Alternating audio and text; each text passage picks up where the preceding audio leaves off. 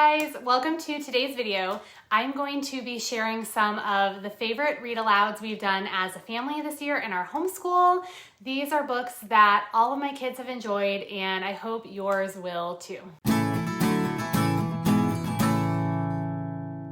All right, before we get into all of the book suggestions, I want to let you know that this video is part of a collaboration hosted by Daveen from Calm in the Chaos Homeschool and Shauna from Homegrown Homeschool. All of us are joining in to share our favorite homeschool read alouds this year, and some will be sharing their favorites throughout their years of homeschooling. So when you are done watching here, please check out the link in the description below so you can add it to your probably already growing long list of books that you can read aloud to your family. Okay, so what I'm going to be talking about today mainly are books we are reading or have read aloud this year and a couple from last year. My kids are 5, 10, 10, and 12. And when we do read aloud time, typically everyone is there listening. So I'm not going to say that you should only read these to little kids or older kids. All of my kids listen to them, but most of these books are really kind of geared for my older kids. So probably upper elementary, middle school aged, even though my little one listens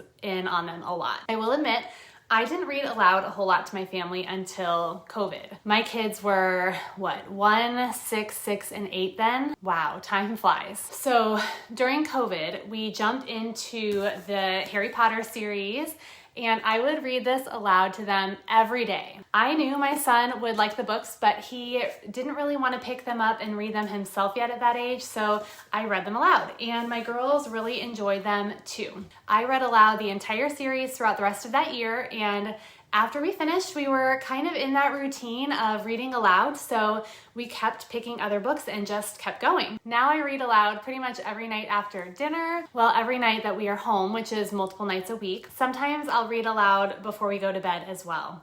But my kids love grabbing some dessert. We are a dessert family. I always try to have ice cream or some other small treat on hand. They will grab their dessert, and my little one's job is to grab the current book we're reading, and everyone will just sit around the kitchen table and listen together. And I'm so glad that we got into this habit, that this is part of our family routine now. It's really such a sweet time for us. And we're gonna continue this for a long time, even as my kids get older. Reading aloud is still a great thing for older kids. Studies have shown that there are benefits like reduced stress, improved comprehension, things like that. Plus, it simply shows that reading is fun and helps us to create some memories that are just for us. I highly recommend that you read to your older kids.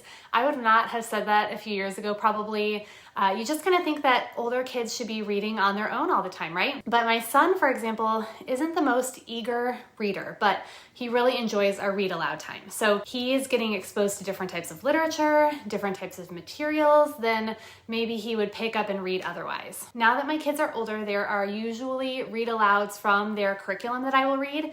And if there's not, we'll pick something else. So first, I'm gonna share a couple that are not curriculum specific this year that we've just enjoyed, and then I'll share some from their curriculum this year that are worth mentioning. And all of these I have added to my Amazon shop, which I will link below. So if you're interested in checking any of them out, they will be really easy to find. Okay, so first I'm sharing a couple of books that we actually read aloud at the end of our last school year. We were trying out a Sunlight HBL curriculum, and we didn't get through all of the books, but we read a lot of them last year and throughout the summer. And there were a couple of them that we really enjoyed. So the first one is One Voice, the story of William Wilberforce. The format of this book was completely different than anything we had read before. It's written in kind of short poems. My kids and I knew nothing about the British slave trade before reading this.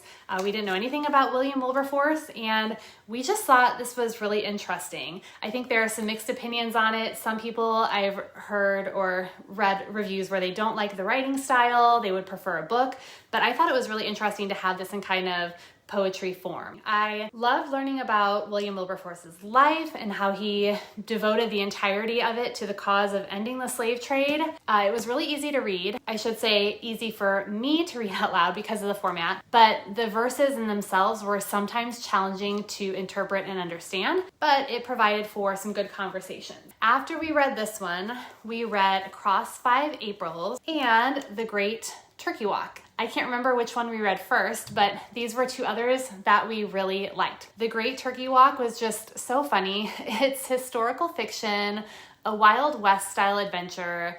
It's about a boy who struggles in school. I think he repeated 3rd grade multiple times, but he comes up with this big plan to earn money. And the plan is to take like 1,000 turkeys across the country where he can sell them for a lot more money than he bought them for. So it's all about his adventures doing that. My kids love this one, love the adventures the character went through, and it's based loosely on a true story too, which is really fun. Across 5 Aprils, this was not as much of a fun adventure type book. It's based in 1861, right at the time of the Civil War, and it's about a 9-year-old whose family is torn apart a little bit as different family members support different sides during the war. So some support the North, some support the South. If you are studying the Civil War, this is a fantastic book to read to your kids. It doesn't take any political sides at all, but gives a lot of details about the war and things that were going on back then. Okay, next up I have to mention the Narnia books. I think this is like a homeschooler's requirement, right? You guys have probably read or are reading these books maybe,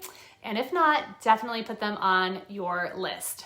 My kids love them so far. We are reading them in order, which I think there is debate as to which order you should read them. But we read The Magician's Nephew and The Lion, Witch, and the Wardrobe, and we're currently in the middle of The Horse and His Boy. We got a little sidetracked by some of our curriculum read-alouds, but we will be finishing this one up soon and moving to the next one. All right, next up is another series that you guys might have heard about or seen ads for. We have really enjoyed reading the Brave book series together. So this is my set that I bought. And there are some books in here. I'll show you what they look like in just a second. You can get these books as a subscription if you want. They send out a new book every month, which I did for a little while, but you can also purchase single books on their website. We just have so many of them now, but they are great to add to your collection. So if you aren't familiar with Brave Books, this is a company that was created to publish books without the progressive agenda that will show up in some children's books today. The founder really wanted to create a series of books that honors traditional values, celebrates families, and simply promotes godly values and morals. This is the box that I picked up. It's one of their I think it's the Saga 1 is what it's called. I picked it up at a homeschool convention, and I've got a few more books in here that came from the subscription, but originally it came with 10 books that were in their first collection. It came with this big poster of the island that all the characters live on, Freedom Island, and I don't have it here, but it also came with an activity book, a puzzle, and some other things. I think it actually comes with much more now if you order it on their website. So I will just show you a couple of the books so you can get a feel for them.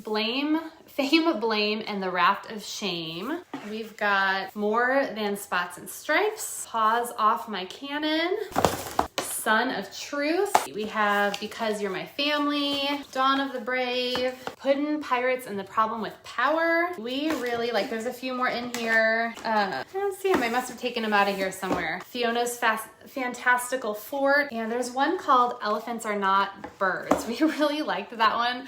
I'm not seeing it in my box. We must have it out still on the shelf somewhere. But one of the cool things about these books is, well, all of them came with like a little sticker, so you could stick them on your big poster when you were finished reading, because all the different characters have their little spot on the island.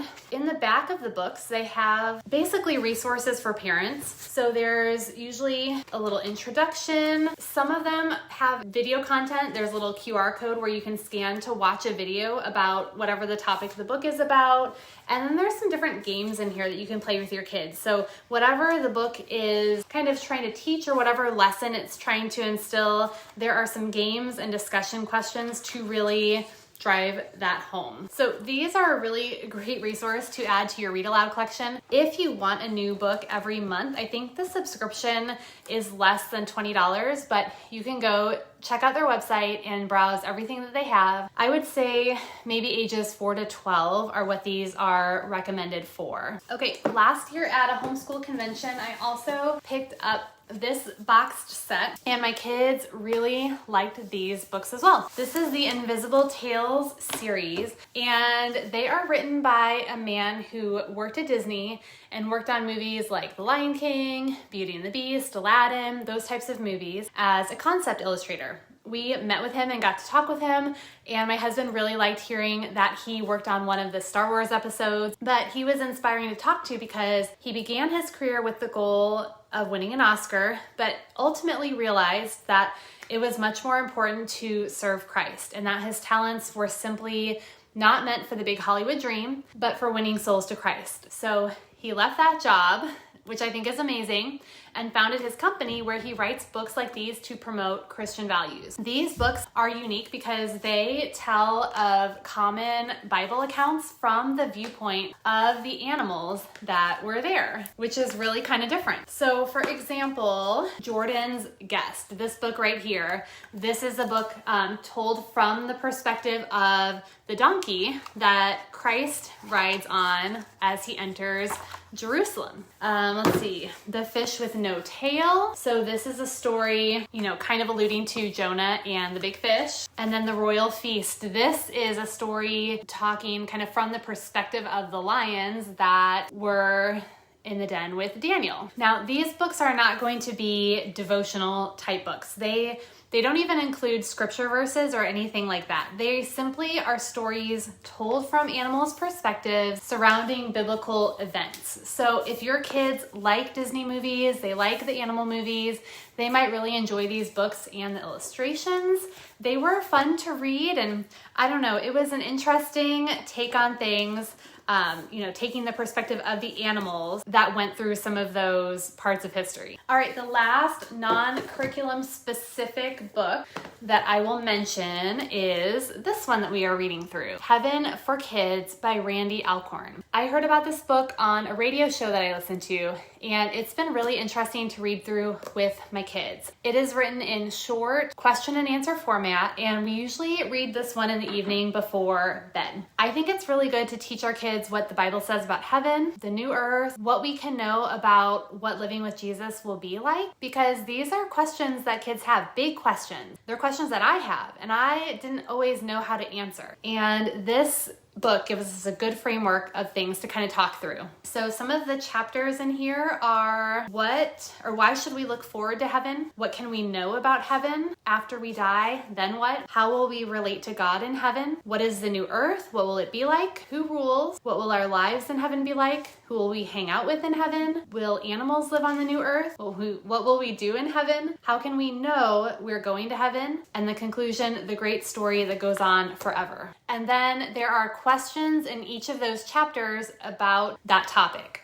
with answers that are based on scripture, and it's written in a way that kids can really understand it. There is also an adult book that the author wrote called Heaven, but I have not read that one yet, but I definitely recommend this book. Okay, let's move on to talk about a couple of curriculum-specific books we are reading this year and have read this year. I just have a couple of them. The first I will share is Kingdom Tales. We've loved this book so much. Our curriculum included it. It's actually a trilogy, but this book here includes all 3 books in one. The 3 books are Tales of the Kingdom, Tales of the Resistance, and Tales of the Restoration. Kingdom Tales is an allegory teaching about Jesus and his kingdom in a really interesting way. But if you don't like allegories, you might not like this. But we've had some great discussions after reading. I highly recommend grabbing the discussion guide if you purchase the trilogy. This version has discussion questions in here, which was very helpful, but we've loved reading this book this year. This year, we have also really loved reading missionary stories, which we have not done very much prior to this year, but there was a big focus on missionary tales in our Exploring Countries and Cultures curriculum. So we've kind of studied different missionaries who've been to the places around the world that we're learning about. So these are the books that came with our curriculum. I'm sure you've probably seen them or similar books. I definitely recommend them. Our favorite so far has been Nate Saint, and we are just about done with Amy Carmichael. We still need to read a couple of the others, others, but I'm really glad that we were introduced to these in our curriculum this year. It has been powerful to read about different people who truly lived their lives for the Lord and made big impacts on history and honestly eternity. Last but not least, these are kind of fun books, and I don't have copies of them because I purchased Kindle editions, but I linked to them in my Amazon list. They are books by Ed Dunlap. One of them we read is called Escape to Liechtenstein, and the other was the first book of the Sherlock Jones series. These books were recommendations from our BJU Press history curriculum. They will sometimes recommend books that go along with what we are learning about in history at the time, and my kids really like these. They are fiction books. Escape to Liechtenstein is a historical fiction book. It's set in Europe during World War II, and Sherlock Jones is a series. The assassination plot was the first one that we read, and it's about kids who stumble upon a plot to get rid of the governor. We read this one when we were covering the JFK time period in our history lessons. So just fun books to read. Ed Dunlap is a Christian author, and I really enjoy the Christian themes and the good role models his characters are. So definitely check out his books if you are looking for something for your kids to read